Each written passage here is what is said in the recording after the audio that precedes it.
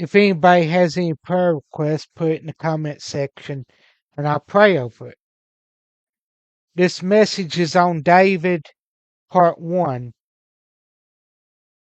A few months ago, I tried to put this message in its entirety, and I couldn't get it on there because it took up too much space. And so I'm breaking it in parts, and since I'm having trouble with the Wi-Fi, now's the best time to do it. I plan to be back on regular schedule March the 17th.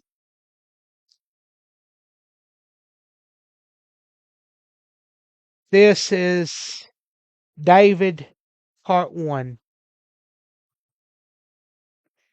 David was the son of Jesse of the tribe of Judah.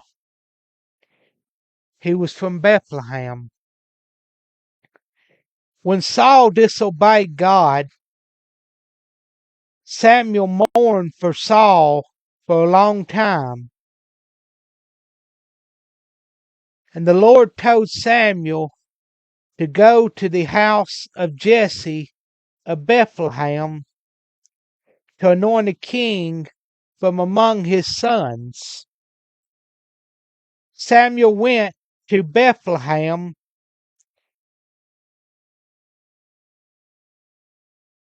and asked to see Jesse's sons. Each of them stood before him, and the Lord told him that it's not that one. Samuel asked Jesse if those were all his sons, and he told him that his youngest son, David, stayed watching the sheep. The Lord told Samuel not to consider his size or his age, so he anointed David to become the king after Saul. 1 Samuel chapter 16.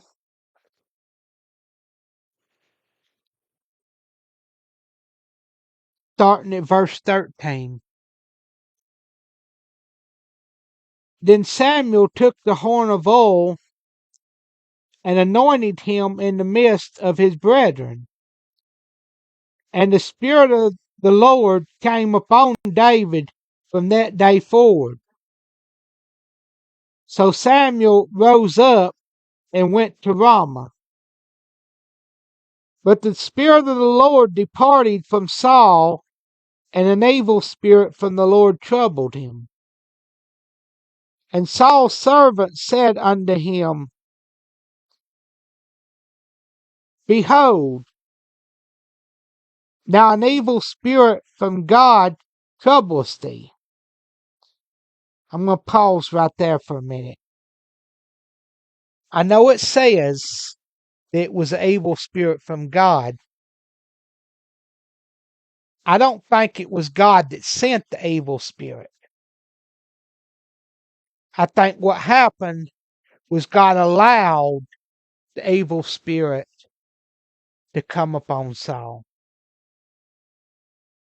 See, nothing like that can happen unless God allows it first. You remember in the book of Job how God had a hedge of protection around Job. And the devil could not harm Job as long as that hedge of protection was around him. And he told God, he said,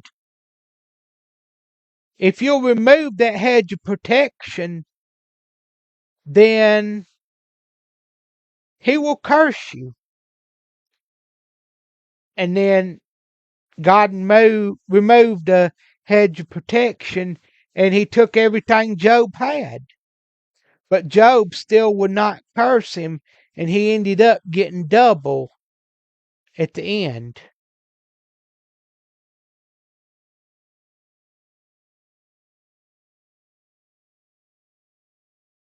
verse 14. No. Verse 16. Let our Lord now command thy servants which are before thee to seek out a man who is a cunning player on a harp.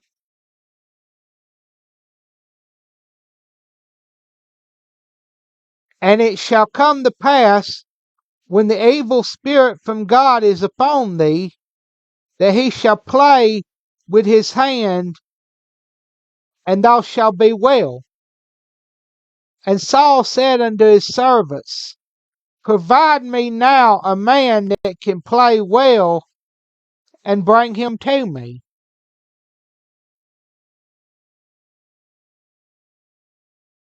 Then answered one of the servants, and said, Behold, I have seen a son of Jesse, the Bethlehemite, that is cunning in playing, and a mighty valiant man, and a man of war,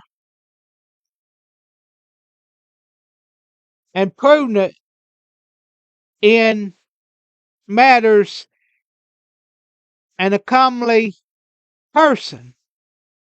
And the Lord is with him. Wherefore Saul sent messengers unto Jesse, and said, Send me David thy son, which is with the sheep. And Jesse took I'm going to call it a donkey, laden with bread and a bottle of wine and a kid, and sent them by David his son unto Saul. And David came to Saul and stood before him, and he loved him greatly, and he became his armor bearer. And Saul sent to Jesse, saying, Let David, I pray thee, stand before me, for he has found favor in my sight. And it came to pass, when the evil spirit from God was upon Saul, that David took a harp and played with his hand. So Saul was refreshed and was well, and the evil spirit departed from him.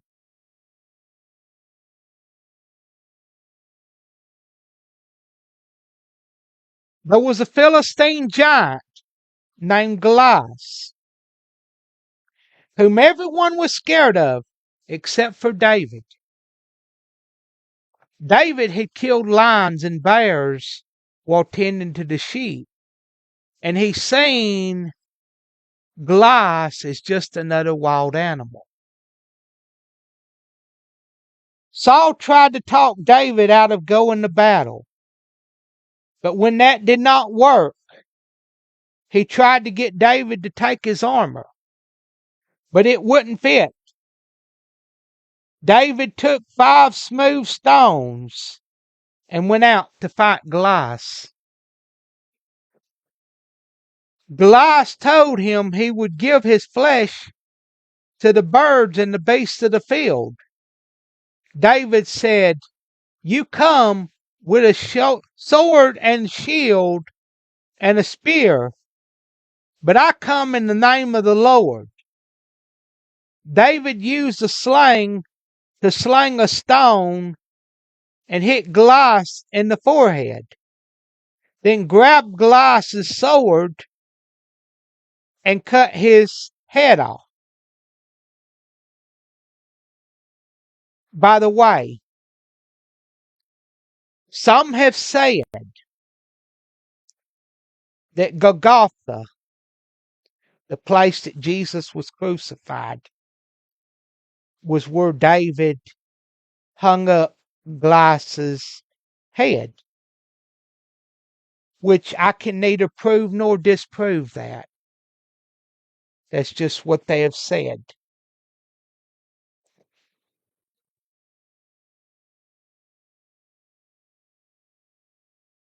David was put in other battles, and the people began to chant. Saul killed 1,000 Philistines, and David killed 10,000 Philistines. This made Saul jealous of David, and he put him in very dangerous battles, hoping to get him killed. Which next week I will pick up where I left off on this.